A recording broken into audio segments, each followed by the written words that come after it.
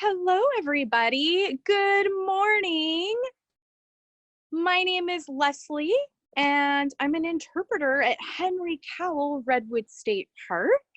So you might have seen one of these logos before, the California State Park logo with the grizzly bear in the center. Well, I want to invite you to spend your morning here with me at Henry Cowell Redwood State Park. So typically we do our Junior Ranger Cub programs in the campground at Henry Cowell Redwood State Park, but unfortunately we are unable to meet with you in person right now because of the COVID-19 pandemic. So instead, we are bringing the parks and our programs to you in the comfort of your own home. So thank you for joining us this morning. And for those of you who are joining last minute, maybe you're not sure what this program is going to be about today. But this is a Junior Cubs program, a Junior Ranger Cubs program, I should say, sorry. And it's geared towards 3 to 6-year-olds. So keep that in mind. If you're a little bit older and you're watching this program, you might know a lot of the answers to the questions I'll be asking later. And that's okay too. All are welcome to join. But the program is about brilliant birds. And more specifically, we're going to talk about the characteristics that make animals birds. And I'm going to show you some feathers. We'll get to listen to some of the songs that birds make. And then we're going to talk about 2 birds that we see here in Henry Cowell Redwood State Park. So before we talk about the characteristics and the 2 birds, those 2 brilliant birds that I love so much that we see at Henry Cowell in the Redwood Forest, we're going to start out with story time. So this is a new book for me, and I've read it once before to viewers on Facebook Live from Año Nuevo State Park, but I thought this book was perfect for Junior Ranger Cubs because it's a general book about birds, just to spark your interest and get you excited about all the different types of birds that we see all over the United States and near our homes or in the parks nearby. So this story is called Birds, and it's by Carme Leminiscantes. So look at all of these different types of feathers. All right, I'll try and read loud enough for all of you guys to hear. Birds come in many different colors, shapes, and personalities. How many different birds do you see on these 2 pages? I see 1, 2, 3, 4, 5, 6, 7, 8, 9, 10, 11. And we are going to talk about this bird, a woodpecker, in a little bit. Some birds are really big.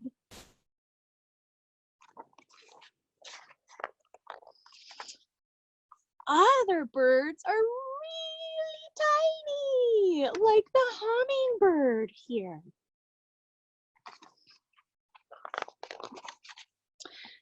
Some like to show off, like this peacock.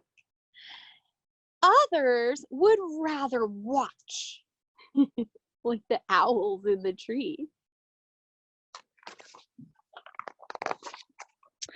Some birds are very noisy. Others sing a sweet and tender song.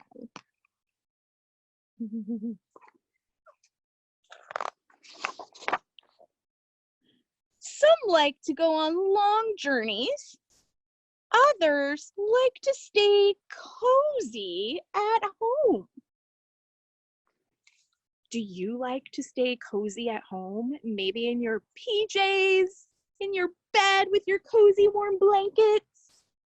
Maybe you're watching this program cozy at home. Most like to build nests from branches. Some prefer a roof over their head, like the ones in these birdhouses here. Yeah. But no matter what, nearly all like to have conversations. Tweet, tweet, calls one. Cheep, cheep, replies another. For every call, there might be a response. In a little bit after this story, we'll have some quiet time so that you can hear the birds that are in the trees around me. A bird song is like the loving words of a friend.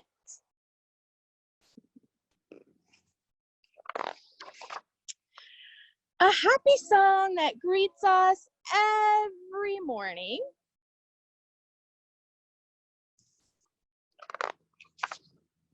And our hearts sing too, because birds are like good news coming.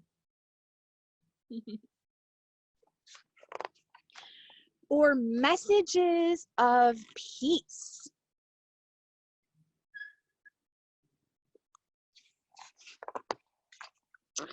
Birds are like thoughts. They come and stay a while, and then they fly away.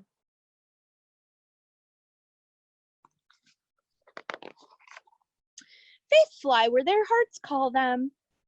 Birds are free.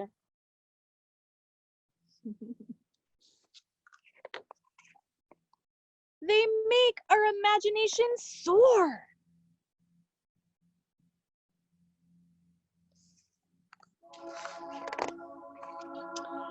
The end. So in this book about birds, we learned that many birds fly. They make their homes in trees, but not always, right? Some birds make their homes or their nests on the ground or out of mud and over the roof underhangs here. What other type of homes do birds make? Do they burrow underground? Sometimes. We also learned there are many different types of birds throughout the world. I think I heard that there are over 1 billion birds in the United States alone. 1 billion birds. That's a lot of birds, right? Well, if you are awake and watching this program, hopefully you had time to grab some breakfast. Maybe you're eating your breakfast right now while you're watching the program, because you know it's those early birds that catch the worm. I thought that was funny. Anyways, welcome again, and thank you for joining me in this Junior Ranger Cubs program here at Henry Cowell Redwood State Park. For those of you who are joining just a little bit late, my name is Leslie. I'm a California State Park interpreter here at Henry Cowell, and today we are going to be talking about brilliant birds. They are brilliant in many different ways. And just like some of you might like to sort your Halloween candy into different types of groups of candy, maybe you like sorting your cereals into different types of shapes. Yeah, well, guess what? People and scientists group animals into categories of similar things too. So we oftentimes call those things characteristics. Can you say characteristic? Characteristics. Good job. So what are some characteristics that make an animal a bird?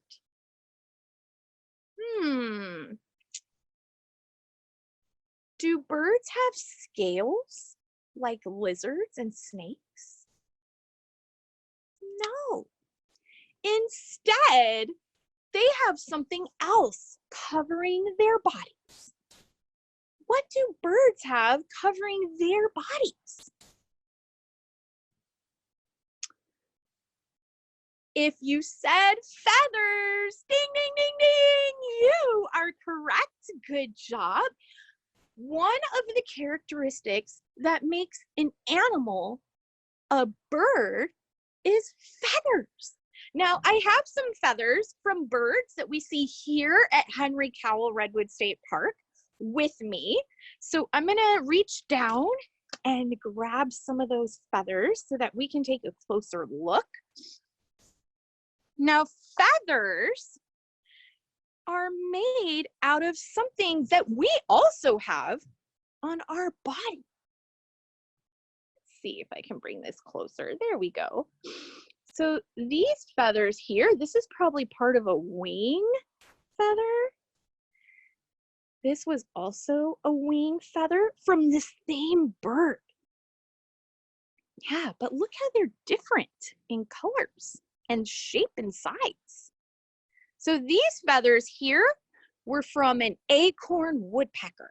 And I'm going to talk a little bit more about the acorn woodpecker later on in our program.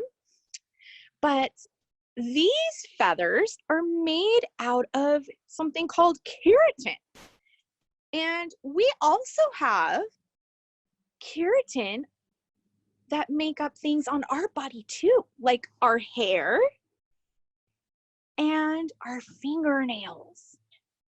Yeah, our fingernails and our hair are made up of the same material that feathers are made up of. Yeah, pretty cool, right? Now, birds have many different types of feathers. There are feathers that are long, kind of like this one here, and they're somewhat curved, and these are considered flight feathers. So they help the birds to fly.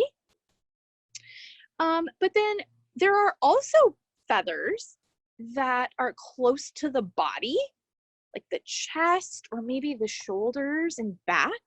We call those downy feathers, and they help the birds to stay warm. So they insulate the birds. Now, what do you use when you're cold to help you stay warm? Maybe you put on a jacket like I'm wearing today, this big thick jacket, which is helping to insulate me and keep me warm. Maybe you put on slippers or a blanket. Yeah, well, instead of putting on a jacket or slippers or a blanket, birds have smaller feathers called downy feathers that help to keep them warm.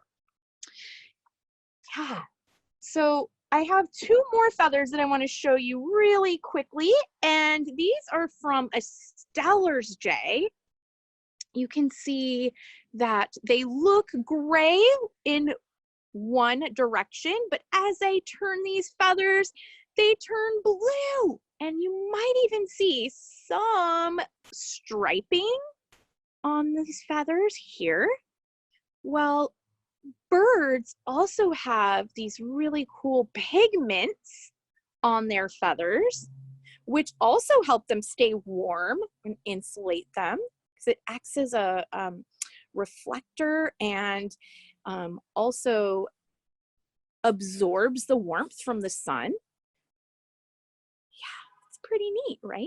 So these feathers, this is probably a wing feather, so a flight feather, and this one probably came from the tail of the bird, the Steller jay. And we're going to talk about a Steller jay later on too. God. So one characteristic that all animals that are birds share are feathers. Good. So there's another characteristic that birds share, And we also have the same characteristic too. And I'll give you a hint. It helps us, this characteristic is inside our body, and it helps us to stand up nice and tall. And we can run and play. And we can walk on two legs because we have this in our body.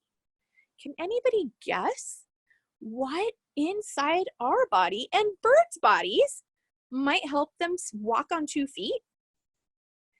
Or hop, skip, and jump? Or stand up nice and tall? If you said vertebrae or backbone or spine, well, you are correct. Good job. Ding, ding, ding, ding, ding. You're right. So all birds are considered vertebrates, which means they have a backbone, or another word for backbone is spine.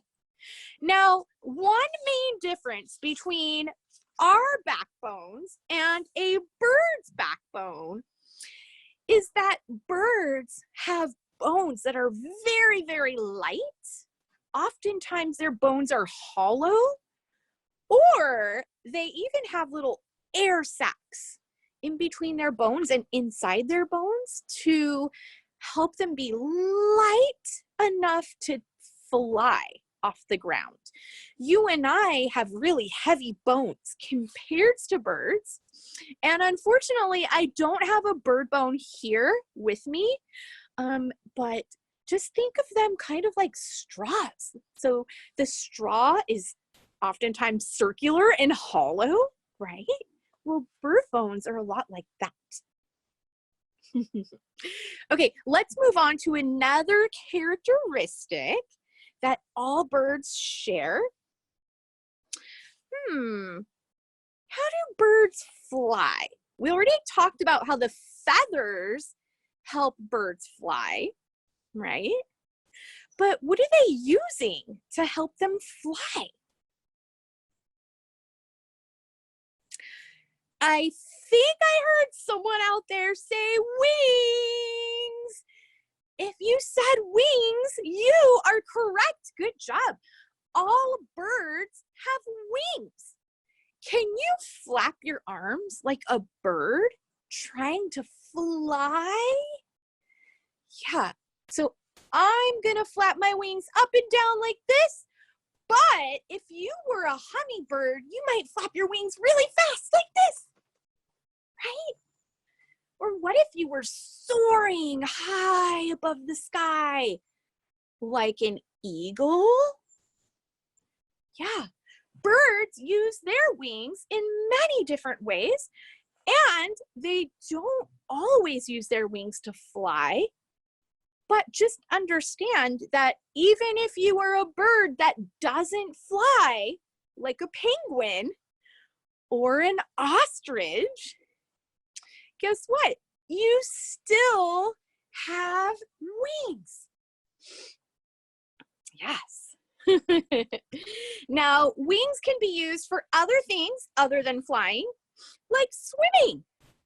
Yeah. Or to protect themselves from predators. They might flap their wings and make lots of movement to make themselves look bigger, or to intimidate another animal that's coming too close to them. Yeah, and some birds are so brilliant that they might even pretend like one of their wings is broken. Yeah, to protect their chicks from predators. Yeah, so birds use their wings for many, many different things other than flying. Good job. So we have a few more characteristics to go over, and then I'm going to turn the camera around. We're going to listen to maybe hear some of the birds that we have here at Henry Cowell, and maybe we'll even get a close-up shot of some birds in the trees that are right in front of me. So another characteristic that birds all share with each other is the ability to lay eggs. Yeah.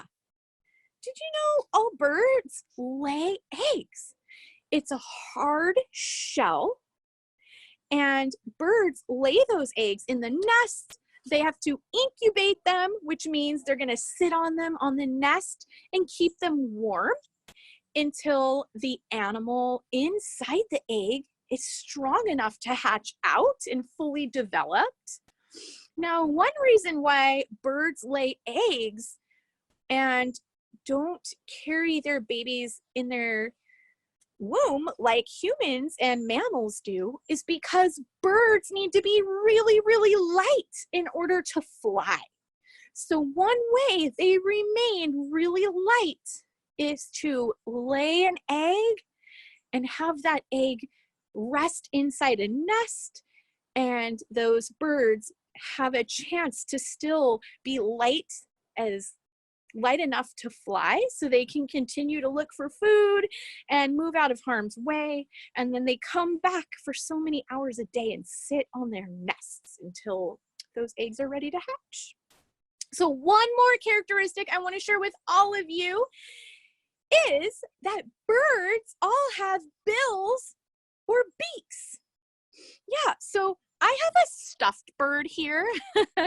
I didn't have an actual real life bird to show you a beak, but many birds have different shaped beaks, and their beaks or bills are used to preen their feathers, so to clean their feathers. They also use their beaks for collecting and eating foods, right? Yeah. So if you were a duck, you might have a long, rounded, flat beak because you're eating plants that are in water.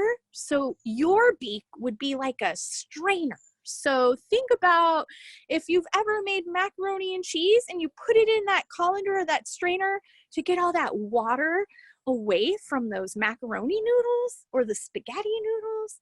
Well, a duck bill is similar to a strainer. It doesn't have as many holes, but it does strain water away from its food that it's collecting in water sources like ponds and rivers. Now, most animals will also use their beak for protection. Beaks are actually made out of keratin too, which are the same, remember, as our nails and our hair. Yeah, so what do you use to eat your food? I'm gonna guess it's not a beak or a bill. Yeah, maybe you're using your teeth to chew or a straw to drink water. Yeah, well, birds' beaks are shaped in many different ways to help them to obtain specialized foods. So for example, a hummingbird might have a long curved beak that helps them reach nectar in long tube-shaped flowers. What do you think this bird might eat with this shaped beak? Maybe insects? It's pointed and it's like a cone, shaped like a cone. So it might eat insects on the ground. This, yeah. Maybe seeds on the ground. Yeah. Yeah, and then we have birds like owls and hawks that eat meat. So they have really sharp, strong, and pointed beaks that sometimes have a little hook in the front. Yeah, so there are many different shaped beaks, and their beak shape depends on what the animals are eating and the size of the bird too. Yeah, so thank you for listening to our story about birds and the characteristics of animals that make these particular animals birds. So we learned that all birds have feathers, they have wings, they have bills or beaks, they lay eggs, they're vertebrates, so they have a backbone or spine. Yeah, but there's one more characteristic that birds all share with each other, and it's a form of communication. So you and I use words to communicate. We have an alphabet that we put letters together to form words. Well, birds have many different ways of communicating with each other too. So you might hear,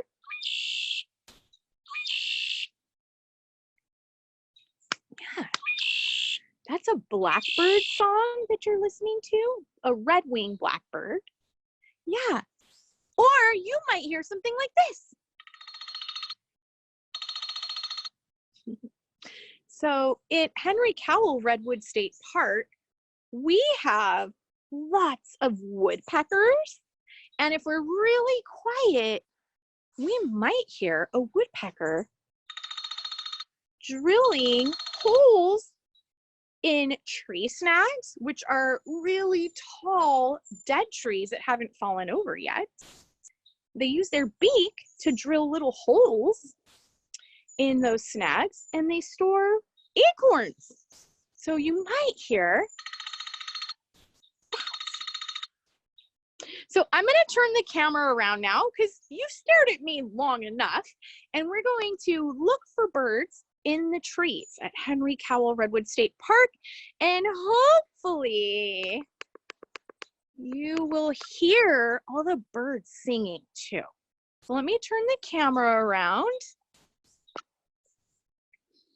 and I'm going to adjust this just a little bit so that we are looking up into the trees here. Let's see.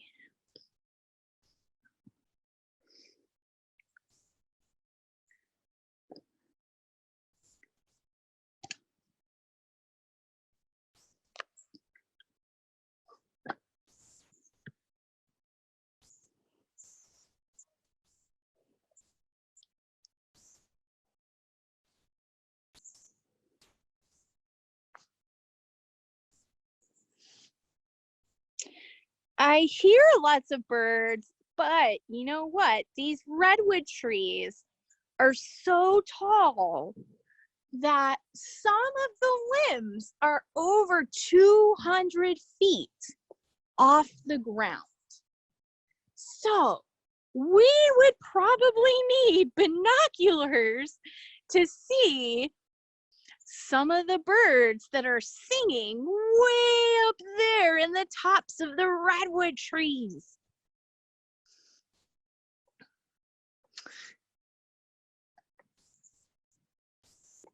I hope you can hear those birds that are singing up there. Those are most likely junco birds. We see lots of juncos. One of the birds that we see pretty regularly here in the redwood forest is a Steller's jay. And Steller's jays, when I first started working in the redwood forest, was one of my favorite birds because they're so pretty. They're those bright blue birds. Remember, I showed you those feathers earlier? And they also have a little black mohawk on the tops of their heads. You might have seen a Steller's jay before, especially if you're in a redwood forest. I have a photo of a Steller's jay, so I'm going to show you that photo. So that's a Steller's jay there. Now, we oftentimes see these birds in the picnic areas and the campgrounds of our park. And although they are very pretty birds, we want to make sure that none of them are being fed human food. No way do we want to feed Steller's jays in California state parks. Now, these birds are really intelligent They sure are brilliant birds. And they are part of the corvid. Can you say corvid? I almost said COVID. Oops. They're part of the corvid family. And in the corvid family are also crows and ravens. Now, the corvid families are really smart birds. They learn to mimic the sounds, the songs of other birds nearby. So they're tricksters. They sure can trick me into thinking they're one bird when they're really a stellar jay. Now, an ecosystem such as a redwood forest can only support so many animals at one time. Now, in order to survive in a redwood forest, it needs to provide shelter and safety for animals and plants. It needs to provide food, a space to grow, and a place for animals and plants to reproduce and to grow. But if we're feeding the animals like stellar jays, then guess what? They're gonna grow a lot larger in population size than the redwood forest can provide. So what happens when we feed stellar's jays is they end up having more chicks. And then those stellar's jays cannot find enough food to survive in the park, in the redwood forest. Now, you would think that those stellar's jays might end up starving to death and dying, but actually, remember I said these birds are really intelligent and smart. They're pretty brilliant. But what happens is increasing human behaviors like building homes, recreating in campgrounds and day use areas like picnic areas and feeding these birds has promoted these birds to colonize other areas within the past couple of 100 years, actually. Now, these birds, when they cannot find their normal foods, which are pine seeds, acorns, some small insects, guess what? They end up eating other birds' eggs. Yeah. So that makes some other birds in our parks really rare. One of the birds that stellar jays will prey on, their birds' eggs, is a bird called marbled murlet. And a marbled murlet is a very special bird. It only nests in redwood trees, and it has to fly from the ocean all the way over to the redwood trees to make a nest. Now, marbled murlets only lay one egg a year. Now, imagine laying one egg in a redwood tree, like the ones that you see right in front of you, and having a stellar jay come and eat your one egg. Now, because this has happened in redwood forests, the marbled murlet is now an endangered bird. So many redwood parks have come up with a campaign called Crumb Clean. And you might see a Crumb Clean sign on your campsite or on a picnic table or at the hiking trails where there are lots of picnic benches.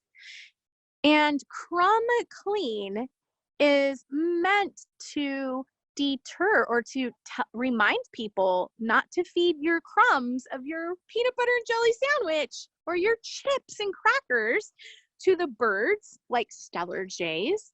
And as a result, the population size will be just big enough for that bird to survive in a redwood forest without having to eat marbled murrelet eggs. And hopefully, in the long run, the marbled murrelet will be able to continue living and raising its chicks here in these redwood forests alongside Stellar's jays. Yeah, so although birds are very beautiful and there are many, many different types of birds that are different shapes, sizes, and colors with different songs, chirps, and tweets, we do want to remember to enjoy them responsibly. Yeah, maybe we'll spend some time looking for birds by using binoculars or our own eyes, our camera to take photos. We could read stories about birds to learn about them. We can also use bird guides to help us learn more about the birds that are in our area. Yeah, we can listen to their songs and learn their songs. Oftentimes when we're walking through the forest, we'll see feathers on the ground. Now, because I was doing this program about birds, I picked these feathers up so that I can share them with you, but they're going to go right back on the forest floor after this program's done. We don't encourage people to take anything out of California state parks, and that includes feathers. So remember, in order to enjoy birds, make sure you're watching responsibly with your eyes and listening with your ears, but not feeding them, because we want all birds to remain brilliant in the wild, and we want all birds to have a good chance to survive here in the redwoods, like the marbled murrelet, the stellar jay, and the acorn woodpeckers. So I believe our time is just about up. And I do want to thank all of you for joining me today at Henry Cowell Redwood State Park. I hope you had fun learning about bird characteristics and joining me in our story about birds. And I hope to see you in Henry Cowell Redwood State Park next summer, or maybe later on in the year. If you do come to Henry Cowell Redwood State Park, make sure you stop by the Redwood Grove Loop, which is where I'm located, and say hi. But for now, I do have to say goodbye to all of you. Thank you once again, and have a good rest of your day. Bye, everyone.